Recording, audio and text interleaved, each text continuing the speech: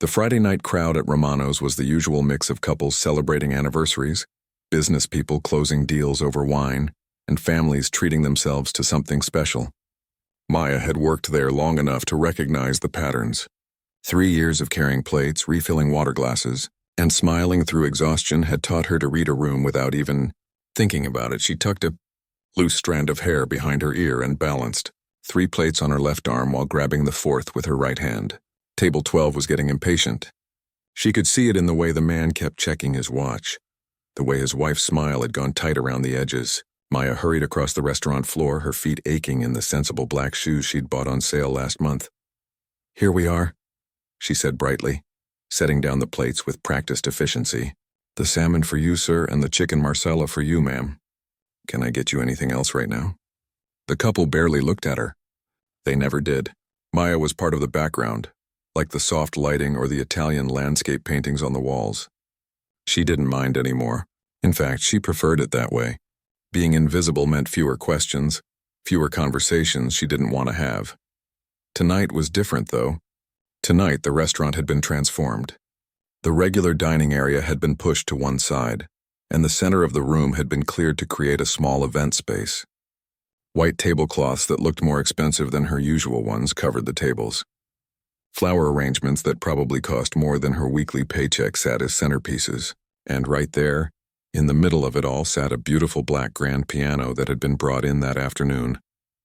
Maya had watched them wheel it in. She'd had to look away.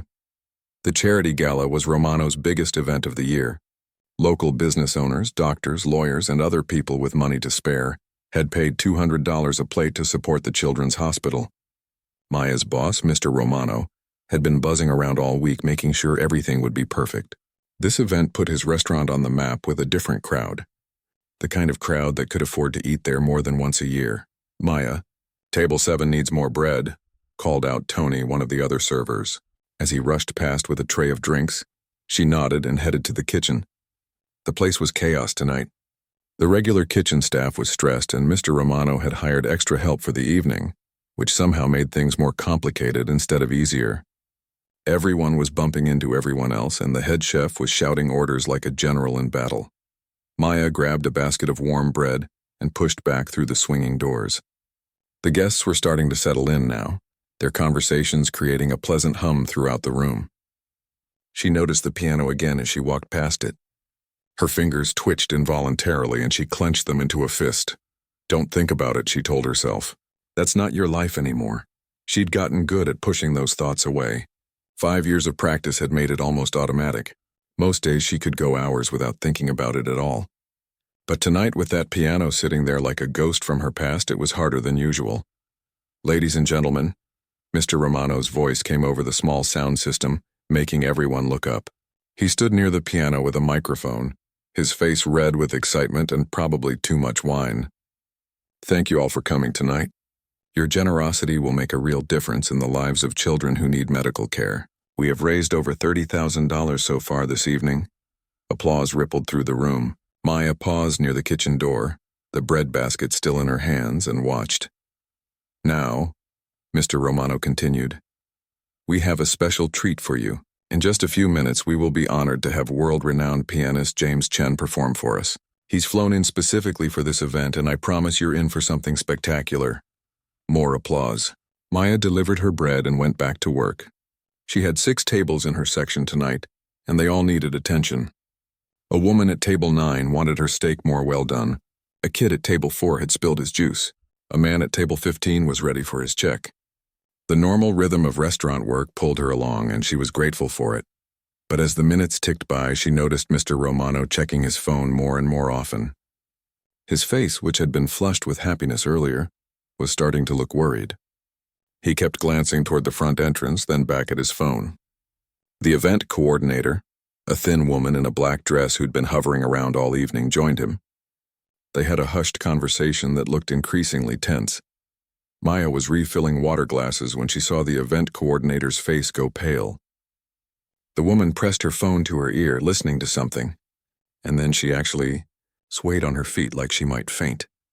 Mr. Romano grabbed her elbow to steady her. Something was wrong. The server started, whispering to each other in that way that happens when news spreads through a restaurant. Maya caught pieces of conversation as she moved between tables. Flight canceled. Bad weather in Chicago. He's not coming. What are they going to do about the piano performance? Maya felt something twist in her stomach.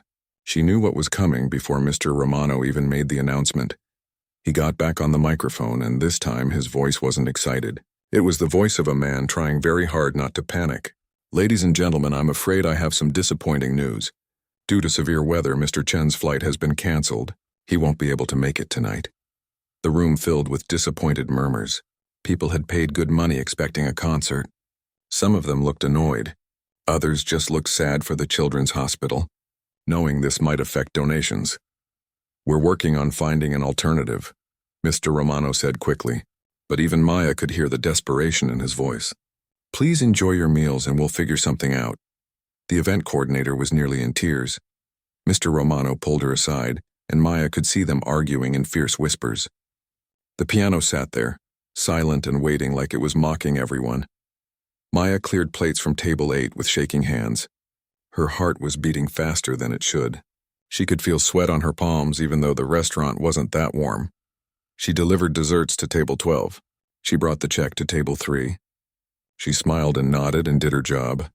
But her mind was somewhere else entirely. It was in a practice room years ago, when her hands knew exactly what to do and music was as natural as breathing.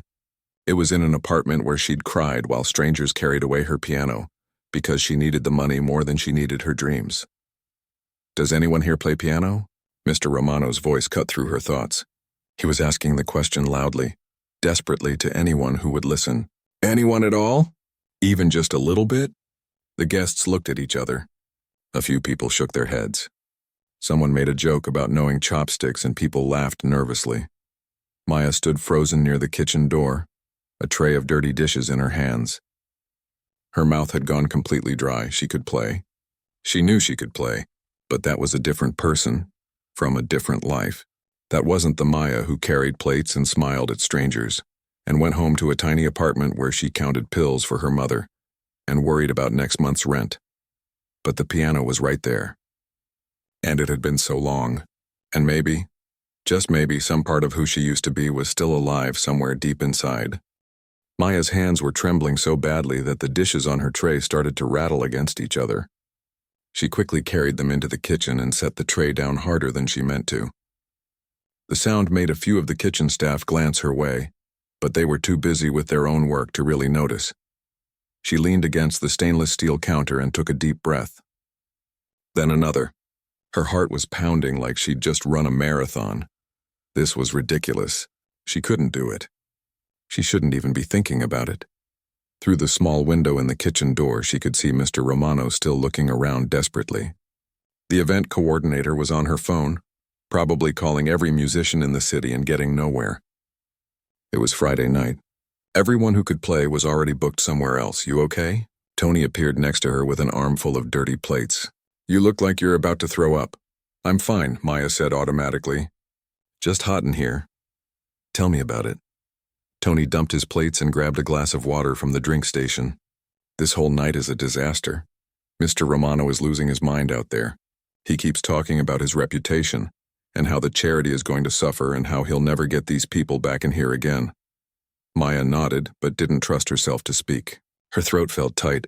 I almost feel bad for him, Tony continued, drinking his water. I mean, it's not his fault the pianist couldn't make it. Weather happens. But still, these rich people paid a lot of money expecting a show. He headed back out to the dining room, leaving Maya alone with her thoughts for a moment. She looked down at her hands. They were rough now from 3 years of washing dishes at home, carrying hot plates, scrubbing tables. Her nails were cut short and practical. These weren't the hands of a pianist anymore. But they remembered. God, they remembered. She could still feel it sometimes late at night when she couldn't sleep. Her fingers would move on their own, playing invisible keys on her blanket. Muscle memory was a strange thing. It lived in your body even when your mind tried to forget. Maya, table 9 needs you, called another server, poking his head into the kitchen. She straightened up and pushed through the door back into the dining room. The atmosphere had changed completely. What had been excitement and celebration before was now awkward tension. People were still eating, still talking, but there was a feeling of disappointment hanging in the air. Some guests were already asking for their checks early. At table 9, a middle-aged couple wanted to know if there would be any kind of refund since the main entertainment had fallen through. Maya had to get Mr. Romano, who stumbled through an explanation about how the money was for charity, and he was so sorry, but he was trying to find a solution. The woman wasn't satisfied. "We came here for a world-class piano performance," she said, her voice sharp enough to cut glass. "My husband and I donate to many charities, but we expected what was advertised." "I completely understand, Mrs. Patterson," Mr. Romano said, his face getting redder by the second. "We're doing everything we can. Perhaps we can offer you complimentary dessert and wine." The woman sighed like this was a personal insult to her entire existence. "Fine, but I'll be telling my friends about this." Mr. Romano practically ran back to the event coordinator after that. Maya could see the panic written all over him. This wasn't just about one night. This was about his restaurant's reputation, about future business, about everything he'd built.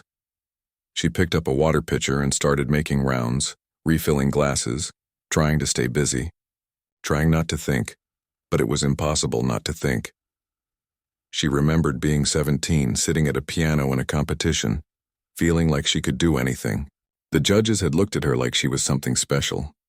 The applause had washed over her like a wave. Her mother, healthy back then, had cried happy tears in the audience. She remembered being 19, getting the acceptance letter from the music conservatory. Full scholarship. Her dream coming true. She'd called her mother, screaming with joy. She remembered being 20, sitting in a hospital waiting room, being told that her mother had stage 3 cancer, that the treatment would be expensive, that insurance would only cover so much. She remembered being 21, dropping out of school in her sophomore year, selling her piano, the one her grandmother had left her, watching strangers carry it out of her apartment while she signed papers and tried not to cry in front of them. She remembered the last time she'd played, 5 years ago. Her hands on someone else's piano in a music store, playing one final song before walking out and never going back. "Excuse me, miss." A voice pulled her back to the present. She'd been standing at table 6 with the water pitcher, staring at nothing. "Could we get some more bread?" "Of course," Maya said quickly, embarrassed. "Right away." She hurried to the kitchen, her face burning. She needed to get it together. This was her job. This was her life now. The past was past and there was no point in dwelling on it. But when she came back out with the bread, she saw something that made her stop in her tracks. A little girl, maybe 7 or 8 years old, had wandered away from her parents' table and was standing next to the piano. She was reaching out to touch the keys, her face full of wonder. Before her fingers could make contact, her father rushed over and pulled her back gently. "Don't touch that, sweetie," he said. "It's not ours." "But why isn't anyone playing it?" the girl asked, her voice carrying across the quiet room. "It's so pretty. Why would they bring a pretty piano if nobody's going to play it?" The father didn't have a good answer for that. He just led her back to their table, but the girl kept looking back at the piano with sad, confused eyes. Something cracked inside Maya's chest. This gala was for the children's hospital. For kids who were sick. Kids who needed help. Kids whose parents were probably going through exactly what her mother had gone through. What they were still going through, actually, because cancer didn't just go away. It came back. It lingered. It took pieces of you even when you survived. The donations from tonight were supposed to help those families, but with everyone disappointed and leaving early, would they give as much? Would they come back next year? Would children suffer because a pianist's flight got canceled? Maya set down the bread basket with shaking hands. She could feel something building inside her, something she'd kept locked away for 5 long years. It felt like pressure, like a dam about to break. Mr. Romano was near the bar now, slumped on a stool with his head in his hands. The event coordinator was pacing back and forth, still on her phone but clearly not getting anywhere. A few more tables were asking for their checks. Maya's feet started moving before her brain caught up. She walked toward Mr. Romano, each step feeling like it took an enormous amount of effort. Her whole body was shaking. Her heart was in her throat. She stopped a few feet away from him. He didn't notice her at first. She had to clear her throat twice before he looked up. "Mr. Romano," she said quietly. Her voice came out scratchy and strange. "Not now, Maya," he said tiredly. Unless you know someone who can play classical piano at a professional level, I don't want to hear it. The words were right there. They were sitting on her tongue. All she had to do was say them. 3 simple words that would change everything. But what if she'd forgotten how? What if her hands didn't work the way they used to? What if she got up there in front of all these people and made a fool of herself? What if she embarrassed Mr. Romano even more than he already was? What if everyone laughed? The little girl at table 14 was still staring at the piano. Her face was so hopeful, like she believed in magic, like she thought anything was possible. Maya thought about her own mother at home, taking her evening medications, watching TV in the small apartment they shared. Her mother who had given up so much. Her mother who had cried when Maya sold the piano, not because she was sad about the piano, but because she knew what it meant to her daughter. Mr. Romano, Maya said again, louder this time. Her voice was steadier now. I can play. He looked at her like she'd spoken a foreign language. What? The piano, Maya said. And even though her hands were shaking and her heart was racing and every instinct was telling her to run away, she kept talking. I can play the piano. I know I'm just a server and I'm wearing this uniform and you have no reason to believe me. But I studied music. I was good. I am good. I think I'm still good. I could try at least. If you want. The words came out in a rush, tumbling over each other. Mr. Romano stared at her like he'd never seen her before. In a way, he hadn't. For 3 years, she'd just been Maya the waitress. Reliable, quiet, invisible Maya who showed up on time and did her job and never caused problems. Now she was someone else entirely. Someone she'd almost forgotten existed. You can play? Mr. Romano stood up slowly. Like really play? Not just chopsticks? Maya nodded. Her mouth was too dry to speak again. Mr. Romano looked at the piano, then back at her, then at the disappointed crowd, then back at her again. She could see him calculating, weighing his options, wondering if this would make things better or worse. Okay, he finally said. Okay, yes, please, anything is better than nothing at this point. And just like that, there was no going back. The walk from the bar to the piano felt like it took forever and no time at all. Maya was aware of every single step. Every eye that turned to watch her. She could hear the whispers starting, the confusion spreading through the room like ripples in water. Who is that? Is that a waitress? What's happening? Mr. Romano was following behind her, and she heard him speak into the microphone with forced enthusiasm. Ladies and gentlemen, we have a surprise for you this evening. One of our staff members has graciously offered to perform for us. The tone in the room shifted from confusion to something else. Skepticism, maybe, or pity. Maya could feel it pressing against her from all sides. These people had paid $200 expecting a world-renowned pianist. Now they were getting the girl who'd served them bread 20 minutes ago. She reached the piano and stood there for a moment, just looking at it. Up close, it was even more beautiful than she'd realized. The black surface was so polished she could see her reflection in it. A tired-looking woman in a white button-up shirt and black pants, her hair falling out of its ponytail, her face pale with fear. This was insane. What was she doing? Her hands found the hem of her apron and she untied it slowly, folding it and setting it on a nearby chair. It felt like taking off armor. Without it, she was just herself. Just Maya. Not Maya the waitress, but Maya who used to play piano in concert halls and dream of Carnegie Hall and believe that music could change the world. She sat down on the bench. The leather was cool and smooth under her legs. She adjusted her position slightly, the way she'd been taught years ago. Back straight but not stiff, feet flat on the floor, hands resting lightly on her thighs. The room had gone almost completely quiet now. Even the sounds from the kitchen seemed to have faded away. Everyone was watching, waiting. Some people looked interested. Others looked like they were already preparing to cringe. Maya closed her eyes and took a deep breath. Then another. She tried to remember what her old piano teacher used to tell her before performances. The music is already inside you. You're not creating it. You're just letting it out. She lifted her hands and placed them on the keys. The ivory was cool against her fingertips, smooth and familiar and foreign all at once. It had been 5 years, but her hands remembered exactly where they belonged. Her fingers curved naturally into position. For a long moment, she just sat there frozen. What if nothing came out? What if she'd lost it completely? What if her fingers refused to move? But then she thought about her mother at home.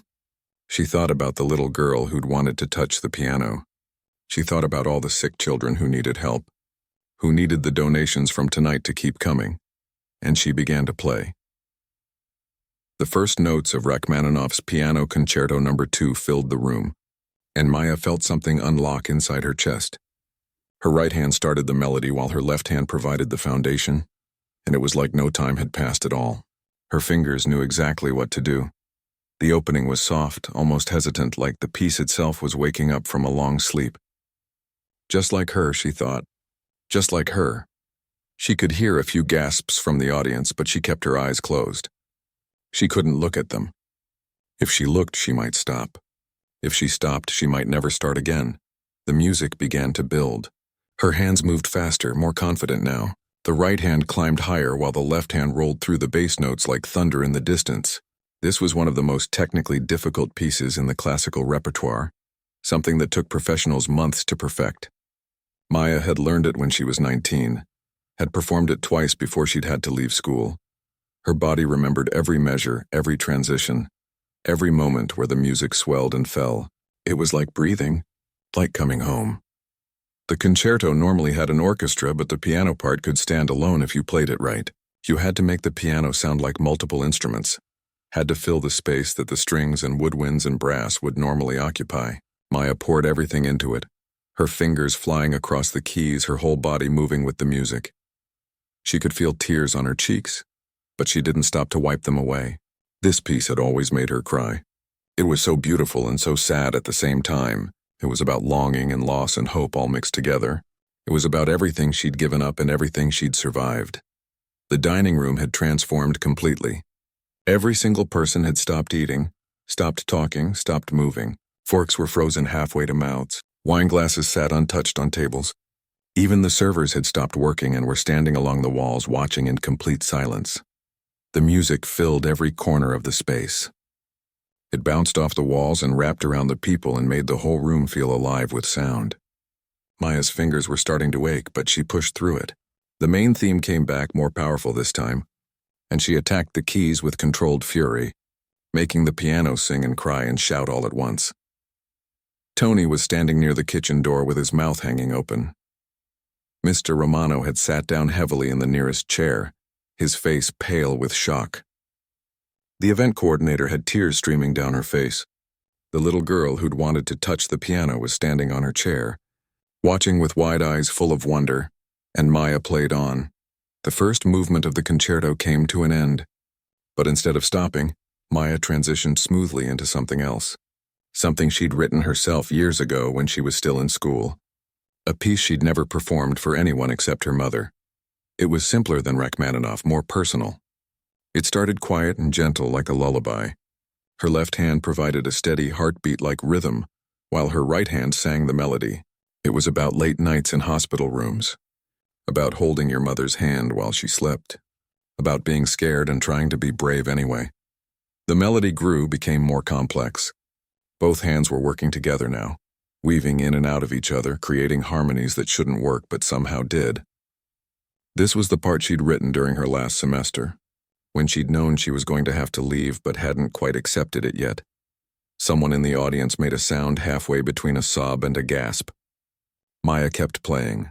The music swelled to a climax, both hands pounding the keys now, demanding to be heard. This was grief and anger and frustration all mixed together.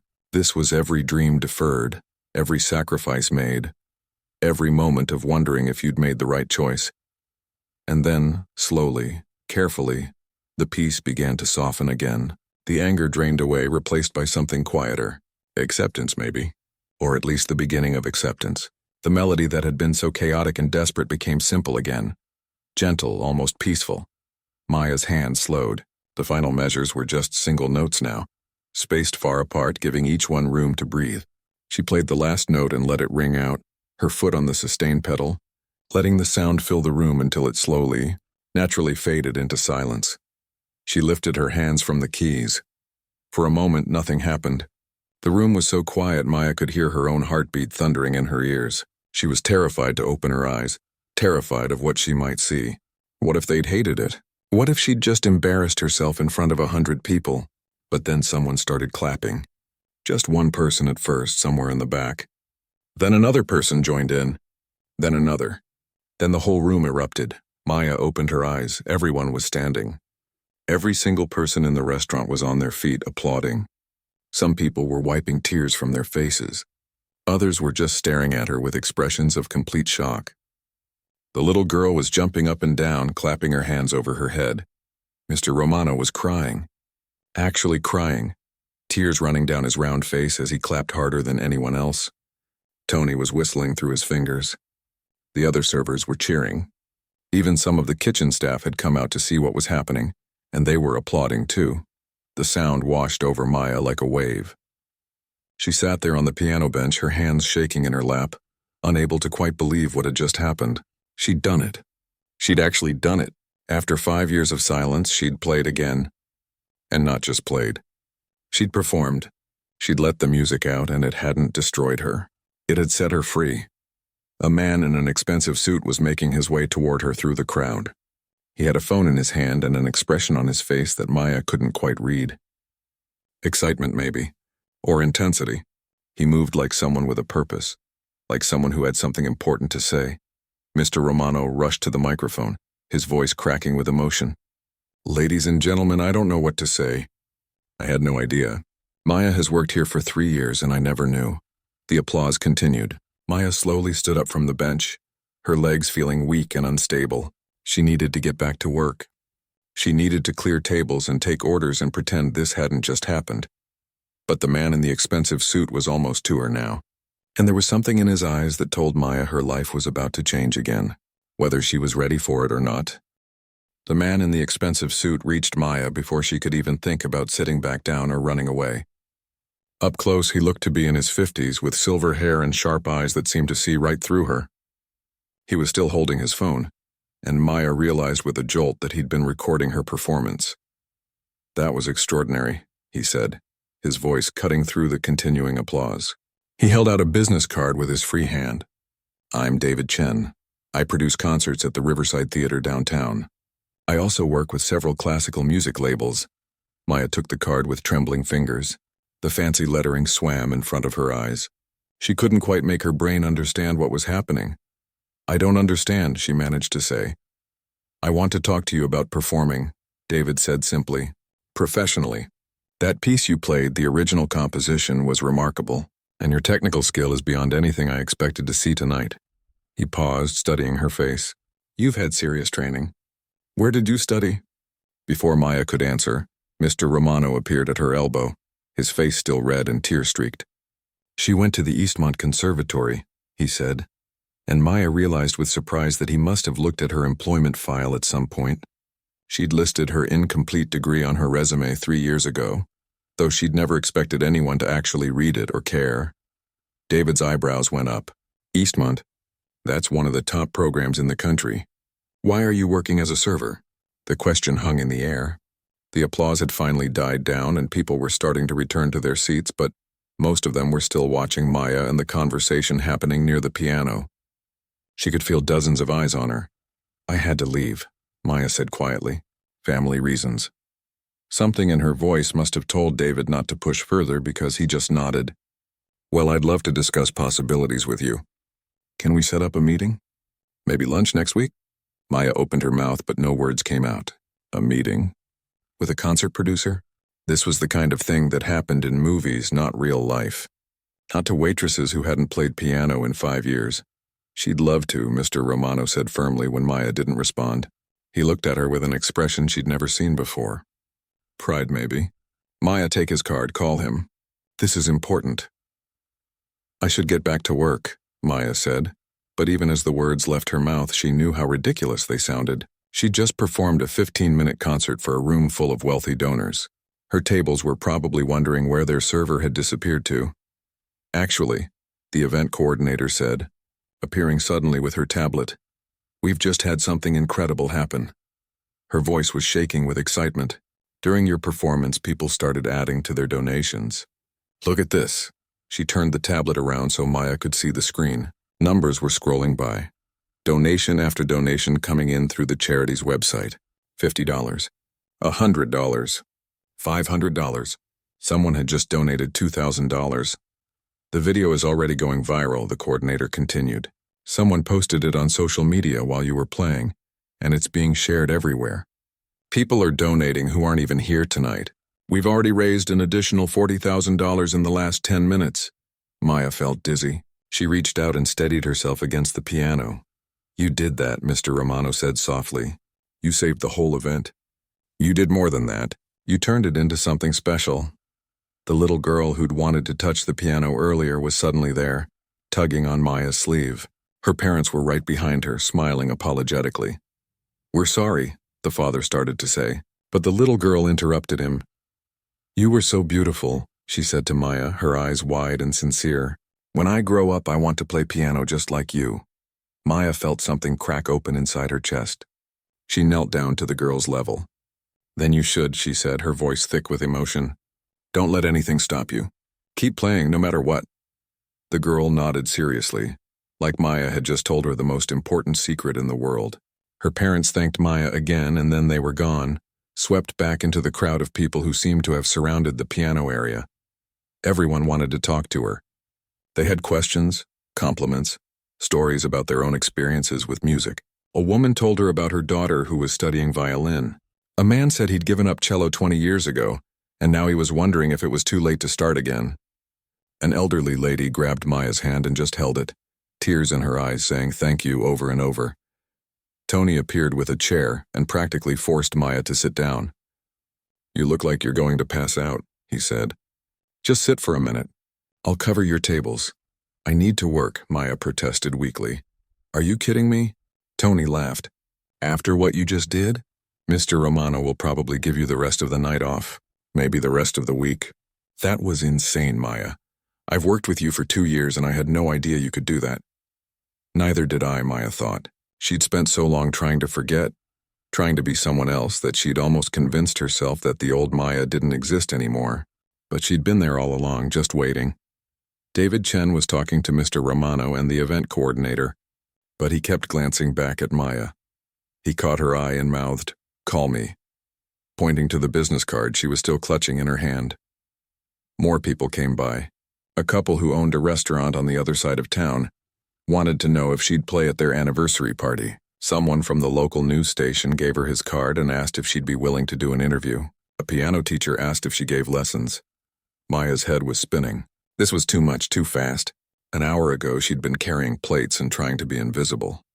Now everyone was looking at her, wanting something from her, seeing her in a way she hadn't been seen in years. Her phone buzzed in her pocket. She pulled it out and saw a text from her mother. Mr. Romano just called me. He told me what you did. I'm so proud of you, baby. Come home when you can.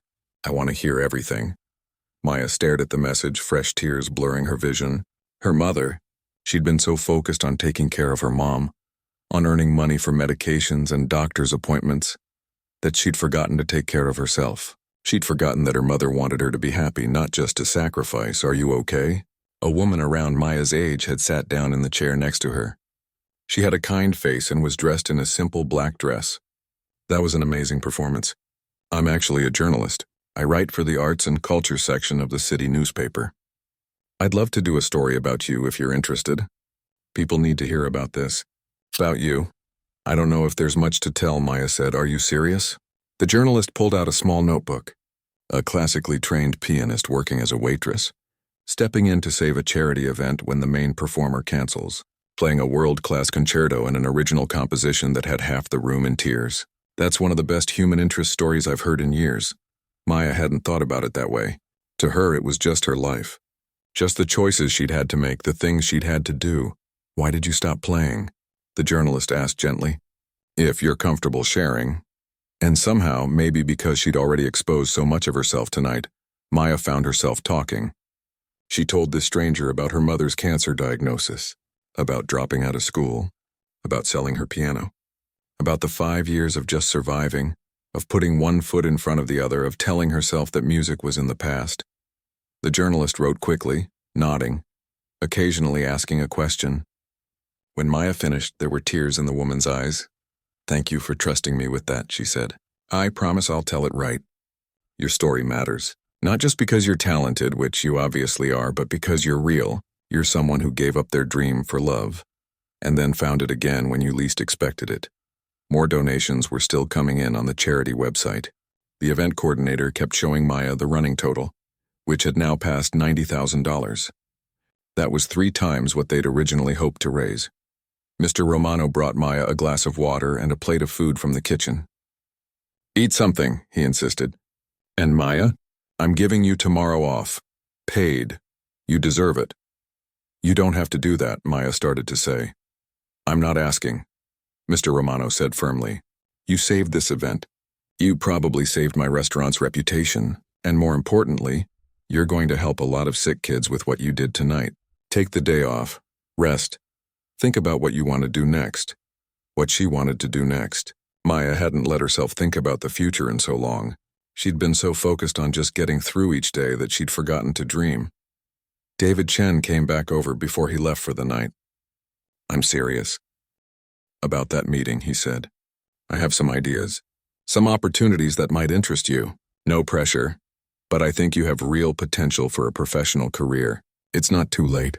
It's never too late." As he walked away, Maya looked around the restaurant. The charity gala was winding down now, but the energy in the room was completely different than it had been earlier. People were happy, excited, talking animatedly with each other.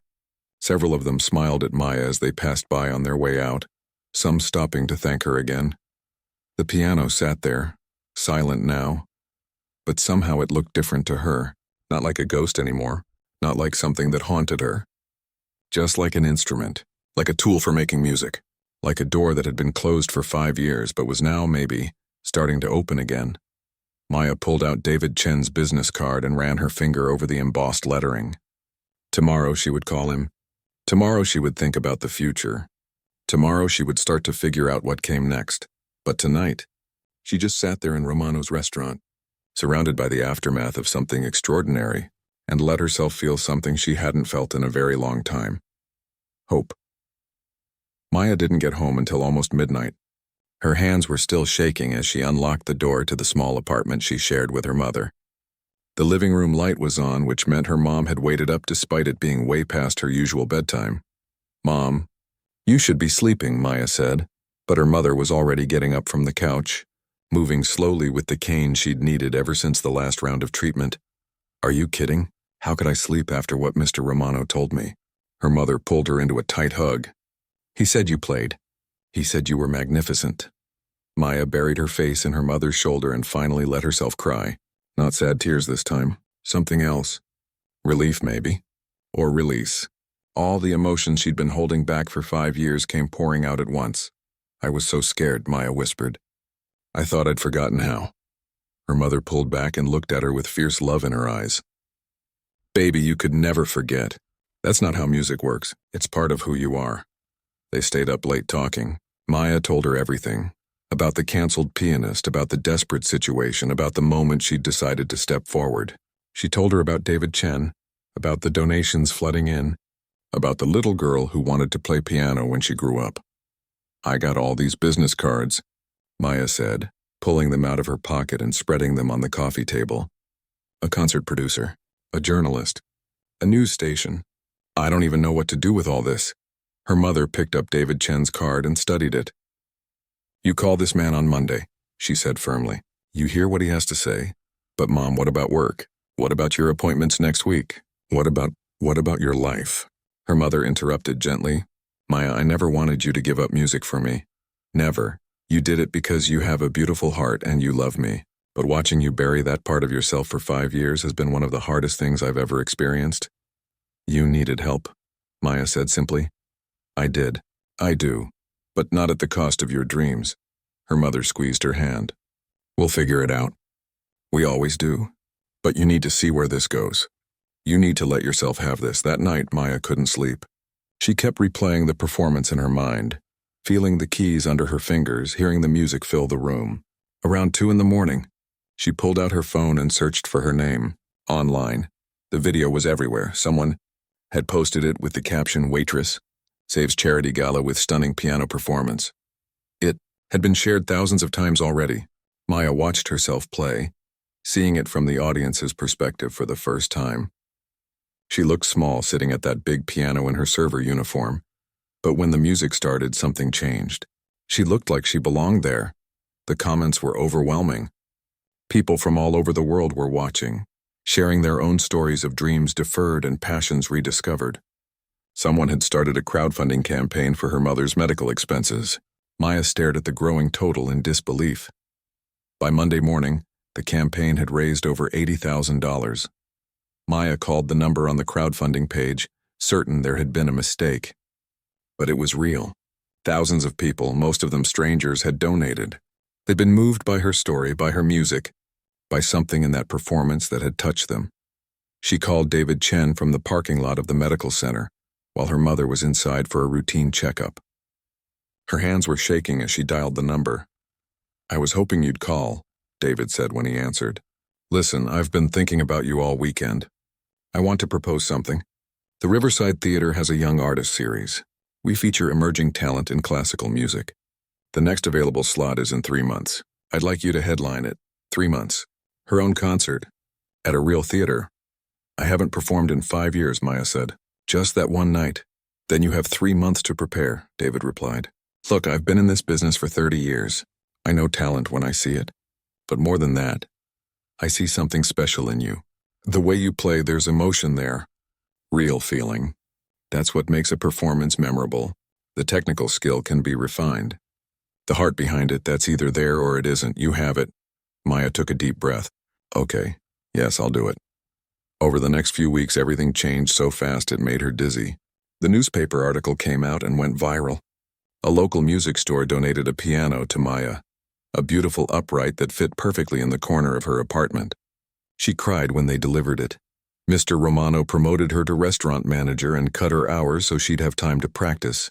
He said it was good for business having the famous pianist on staff, but Maya knew he was just being kind.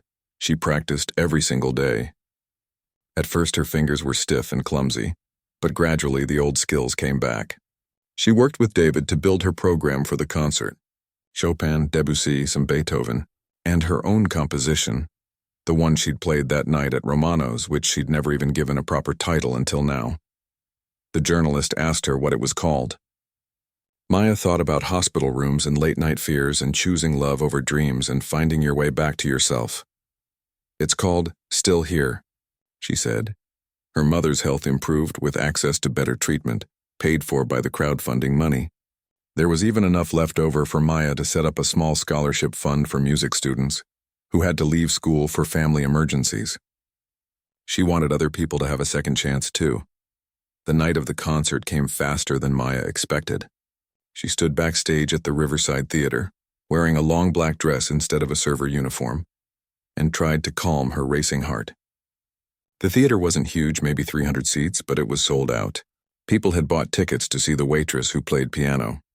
David found her in the green room 20 minutes before curtain. "How are you feeling?" "Terrified," Maya admitted. "Good, that means you care." He smiled. "You're going to be wonderful. Just do what you did at Romano's. Play from your heart." Maya's mother was in the audience. She'd insisted on coming despite being tired from treatment. Tony was there too, and Mr. Romano, and even the little girl who'd wanted to touch the piano that night, whose parents had somehow gotten tickets. The stage manager gave her the signal. Maya walked out into the lights, and the audience applauded. She sat down at the beautiful grand piano and looked out at all those faces. 3 months ago, she'd been invisible. Now everyone was watching, waiting to hear what she would do. She placed her hands on the keys and began to play. The Chopin flowed out of her fingers like water. She moved through Debussy's impressionistic landscapes, then Beethoven's powerful emotions. Each piece felt like a conversation, like she was telling the audience something important without using words. And then came Still Here, her own composition, the piece she'd written about surviving and suffering and somehow making it through, about being broken and putting yourself back together, about losing everything and discovering that you still had yourself. As she played, Maya thought about the last 5 years, the hospital rooms and the double shifts and the nights she'd cried herself to sleep. She thought about selling her grandmother's piano, about walking away from school, about all the little deaths that had led to this moment of resurrection. The music swelled under her hands. This was the climax, the part where all the pain transformed into something else. Not happiness exactly, something more complex. Acceptance, growth. The understanding that sometimes the detours are part of the journey. She played the final notes and let them ring out into silence. Then she lifted her hands. The applause was immediate and thunderous. People stood up. Maya saw her mother in the third row, tears streaming down her face, clapping so hard it must have hurt her hands. Tony was whistling. Mr. Romano was on his feet. The little girl was jumping up and down. Maya stood and bowed, and the applause continued. As she looked out at all those faces, she realized something. This wasn't about being discovered or becoming famous. This was about being true to herself. About honoring the gift she'd been given. About understanding that taking care of others sometimes means taking care of yourself too. After the concert, people lined up to talk to her. But the person Maya wanted to see most was her mother. She found her waiting near the stage door, leaning on her cane, her face radiant with pride. "I'm so proud of you," her mother said, pulling her close. "Not because you performed in a fancy theater, but because you found your way back to yourself." 6 months later, Maya was teaching piano 3 days a week to kids who couldn't afford regular lessons. She performed once a month at the Riverside Theater's chamber music series. She still worked at Romano's 2 nights a week because she liked the people there and because it kept her grounded. Her mother's cancer was in remission. The doctors were optimistic. Life was still hard sometimes. Bills still needed to be paid. Challenges still came up. But now when Maya felt overwhelmed, she would sit at her piano and play. The little girl from the charity gala became one of her students. Her name was Lily, and she had real talent. Sometimes Maya would watch her practice and see herself at that age, full of dreams and possibility. "Do you think I could play in a real concert someday?" Lily asked one afternoon after a lesson. Maya thought about that night at Romano's, about standing at a crossroads between her past and her future, about finding the courage to step forward even when she was terrified. "I think you can do anything you set your mind to," Maya told her, "but you have to promise me something. No matter what happens in your life, no matter what obstacles you face, don't give up on your music. It might take detours. You might have to put it aside for a while, but never forget it's part of who you are." Lily nodded seriously, the same way she'd nodded that night when Maya had told her not to let anything stop her. That evening, Maya sat at her piano in her apartment and played just for herself. Not for an audience, not for money, just because she could, just because she wanted to, just because after 5 years of silence, she'd remembered that music wasn't something she did. It was something she was, and she was still here,